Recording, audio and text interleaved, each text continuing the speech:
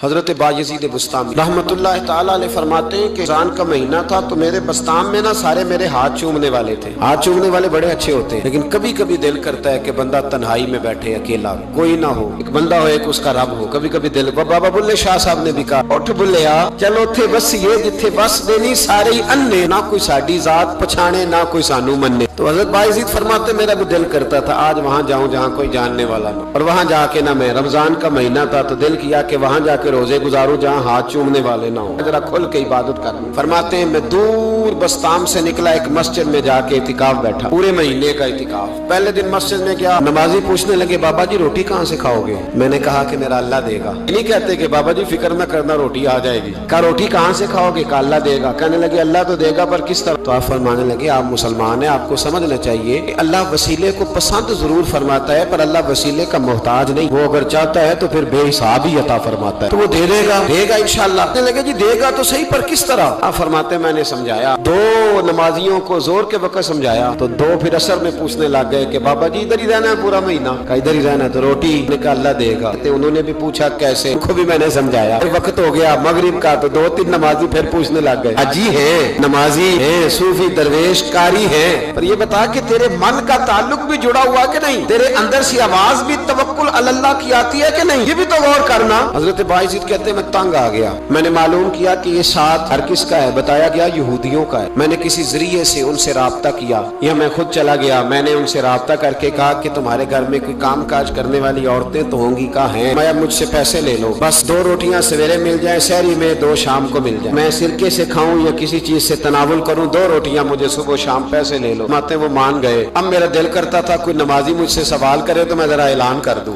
کہ میرا بندوبست ہو گیا ہے، میں ذرا اعلان کر دوں کہ میرا بندوبست. حضرت نے کہہ بھی دیا لا الہ الا اللہ تو کیا حاصل، دل و نگاہ اگر مسلمان نہیں تو کچھ بھی نہیں. فرماتے میں ایک نمازی نے اثر میں پوچھ لیا کہ بابا روٹی، تو میں بول پڑا، میں انتظار میں تھا. میں بولا، میں نے کہا نمازیوں، حاجیوں، درویشوں، رمضان کے روزے رکھنے والوں، صائم الدہر قائم اللیل لوگوں، یہ ساتھ میرے پڑوس میں مسجد کے یہودی ہے، میں نے پیسے چکا دیے ہیں، 2 روٹیاں سویرے 2 شام مل جائیں. میں نے اعلان کیا تو نمازی چپ کر گئے. اب 3 دن بیت گئے، کسی نے پوچھا ہی نہیں. اللہ، کسی نے پوچھا نہیں روٹی کہاں سے آئے. حضرت بایزید فرماتے ہیں فجر کا وقت تھا، سر سجدے میں رکھ کے میں کھول کے رویا اور نماز پڑھ کے میں نے نمازیوں سے کہا او نمازیوں آؤ دوبارہ سے کلمہ پڑھے، آؤ پھر سے کہیں لا الہ الا اللہ، آؤ پھر سے کلمہ پڑھے. کہتے نمازی کہنے لگے تو کون ہوتا ہے ہمیں دوبارہ کلمہ پڑھانے والا؟ میں نے کہا یارو کس طرح کے مسلمان ہو کہ میں روز کہتا رہا اللہ دے گا، تم کہتے تھے کیسے دے گا، اور جب میں نے کہا 2 روٹیاں یہودی دے دیں گے تو تم خاموش ہو گئے ہو. مجھے بتاؤ جن لوگوں کا یہودیوں پہ توکل مضبوط ہو اور رب پہ توکل کمزور ہو، انہیں دوبارہ کلمہ پڑھنا چاہیے کہ نہیں پڑھنا چاہیے؟ انہیں دوبارہ اللہ تبارک و تعالیٰ کی توحید کی شہادت دینی چاہیے کہ نہیں دینی چاہیے؟ پھر سے کلمہ پڑھے. حضرت نے کہہ بھی دیا لا الہ الا اللہ تو کیا حاصل، تو نگاہ اگر مسلمان نہیں تو کچھ بھی نہیں. کلندر لاہوری بول کے کہنے لگے جو میں سر بسجدہ ہوا کبھی تو زمین سے آنے لگی صدا، تیرا دل تو ہے صنم آشنا، تجھے کیا ملے گا نماز میں؟ بھائیو اخلاق کی پہلی سیڑھی یہ ہے کہ تیرا اپنے رب پہ بھروسہ کتنا ہے. تیرا انویسٹر پہ بھروسہ زیادہ، ٹریڈ پہ بھروسہ زیادہ، لیڈر پہ بھروسہ زیادہ، تیرا انڈسٹری کے مالک پہ بھروسہ زیادہ ہے کہ اللہ پہ بھروسہ زیادہ؟ اور دوسری سیڑھی اخلاق حسنہ کی ہے شکر کرنا. ہمارے یہاں نا دکھوں پہ فوکس ہے کہ جسے پوچھیں کیا حال ہے تو اس کے وجود میں 360 ہڈیاں ڈاکٹر بتاتے بھائی صاحب طبیعت کیسی ہے؟ کہتے ہیں یہ گھٹنا بڑا درد کرتا ہے. اللہ کے بندے 359 ٹھیک ہے نا تیری، ان کا بھی ذکر کر. ایک ٹھیک نہیں تو اس کا نام لے لیا، کہتا ہے گھٹنا بڑا درد کرتا ہے، تو باقی ساری ٹھیک ہے نا، ان کا ذکر ہی نہیں کیا. حضرت رابعہ بصریہ رحمت اللہ علیہا پڑوس میں ایک نوجوان رہتا تھا، جو ہمارے دائیں بائیں لوگ رہتے ہیں نا جن کے ساتھ بچپن گزرتا ہے بندہ جانتا ہے. تو نوجوان ایک دن گھر سے باہر نکلا، اماں جی اسے بڑا پرانا جانتی تھی. باہر نکلا تو سر پہ اس نے سرخ رنگ کی پٹی باندھی. اماں جی کہنے لگے بیٹے خیریت ہے؟ وہ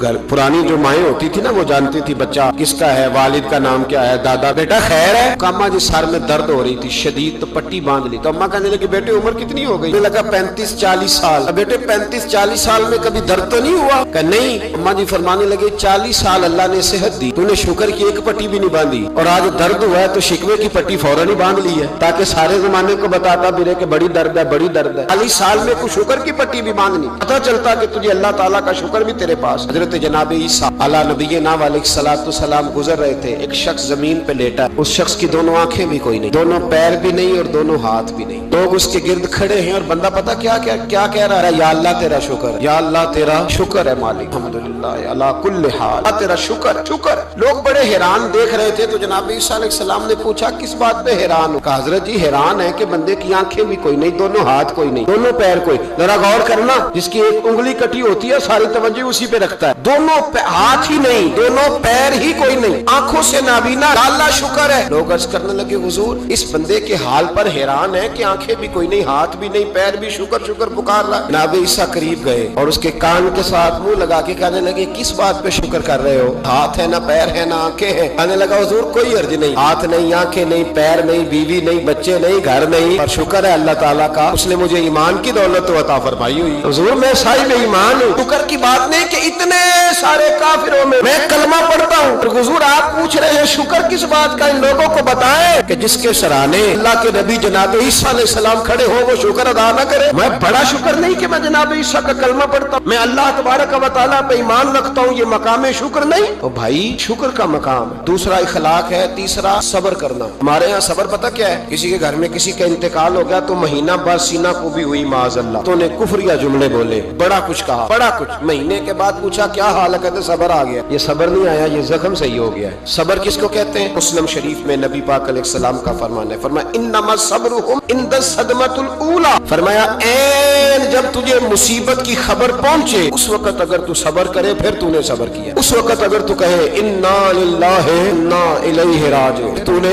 پھر تو صابر ہے۔ اگر 1.5 مہینے کے بعد 6 مہینے کے بعد صبر نہیں آیا پھر تو زخم صحیح ہو، پھر تو آنسو ہی خشک ہو گئے۔ صبر این مصیبت کے وقت، این جب مصیبت آئے تو صبر کرنے کا نام صبر ہے۔ اندر حوصلہ پیدا کریں، صبر پیدا کریں۔ ہم نے جو اللہ سے نعمتیں لی ہیں وہ پیسے جمع کرا کے نہیں لی معاذ اللہ، اس نے اپنے فضل سے دی ہے، اور جب چاہتا ہے اپنے کرم سے واپس بھی لے لیتا ہے۔ اپنی زندگی میں حوصلہ پیدا کریں۔ اور ایک بات اور، صوفیاء کرام، اولیاء کرام یہ فرماتے ہیں کہ دکھ انسان کو اللہ کے قریب کرتے ہیں۔ آپ کو نہ بھی سمجھ آئی تو جملہ بڑا مزیدار ہے، دکھ انسان کو اللہ کے قریب کرتے ہیں، سکھ بندے کو اللہ سے دور کرتے ہیں۔ یاد رکھنا، جن کو دکھ کوئی نہیں نہ ہوتا تو بیت اللہ کے غلاف کو پکڑ کے بھی نہیں روتے، جو تڑپ رہے ہوتے ہیں نا، تڑپ رہے ہوتے ہیں، سسکیاں لے رہے ہوتے ہیں، ان کے قریب جا کے پوچھو بابا کیا مسئلہ ہے، تو کہتے ہیں بیٹی سسرال میں دکھی ہے، بیٹا جوان ہے پر بے اولاد ہے۔ دکھ ہے نا جن لوگوں کو، ان کے پاس درد ہے، ان کی آنکھوں میں آنسو ہے، لیکن جو سکھی ہیں ان کا ماحول، ان کے معاملات سخت ہو جاتے۔ حضرت ایوب علی نبینا علیہ السلام اللہ کے پیغمبر، اللہ نے بیٹے بھی دیے، بیٹ بھی دیے،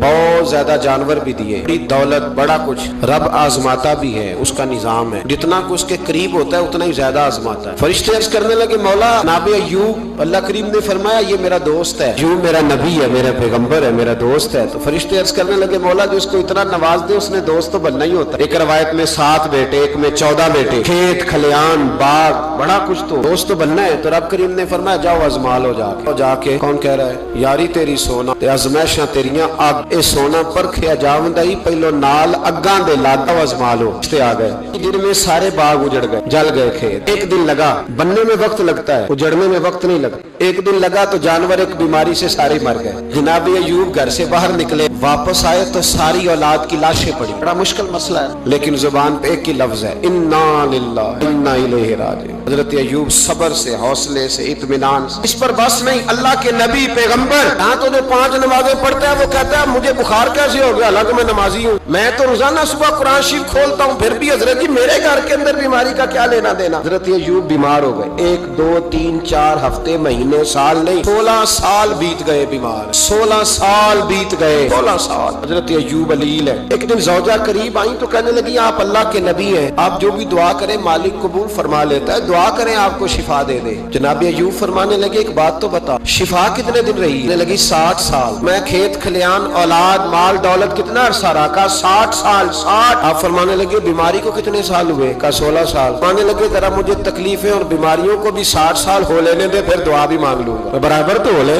یہ تو صرف 16 ہوئے، 60 ہو لیں دعا مانگ لوں۔ اور فرمانے لگے دعا مانگنی چاہیے پر میرے رب کو پتا ہے ایوب کس حال میں ہے، بس زبان پہ یہ لفظ آئے تو اللہ نے فرشتوں سے فرمایا تم نے جانچ لیا ہے لیبلوکم ایکم احسن عملا؟ چل گیا مولا، چل گیا۔ فرمایا جاؤ اب میرے بندے کو نواز دو، بس مالک بے نیاز ہے نا۔ بنجر زمینیں پھر سے آباد ہو، پھر سے جانور آ گئے، وہی لہر بہر ہو گئی، بیٹے بھی اللہ نے دے دیے، مال دولت जायदाद, हर चीज घर में बैठे शिफा भी हो गई। हजरत अय्यूब की ज़ौजा करीब बैठी है, सुखों के दिन आ गए, पूछने लगी अय्यूब एक मसला पूछना है। एक बात जहन में आई, इजाजत दे तो दरियाफ्त करूं? फरमाने लगे पूछो। तो ज़ौजा अर्ज करने लगी हुजूर बतलाइए दुख अच्छे के सुख, दुख अच्छे के सुख। तो जनाब अय्यूब फरमाने लगे दिन सारे अल्लाह के, दिन सारे अल्लाह, दुखी रखे तब भी मेहरबानी, सुखी रखे तब भी फजल उसी के है। पर अगर मेरे दिल का हाल पूछे ना तो दुख बड़े अच्छे थे, बड़े अच्छे थे वो दुख। कहा हुजूर दुख अच्छे थे? जनाब अय्यूब फरमाने लगे जब मैं बीमार था तो मेरा रब 24 घंटे में एक दफा मेरा हाल पूछा करता था। रब पूछता था अय्यूब तेरा क्या हाल है? रब पूछता था, खुदा खुद मीरे मजलिस बू, अल्लाह पूछता था। फरमाते 12 घंटे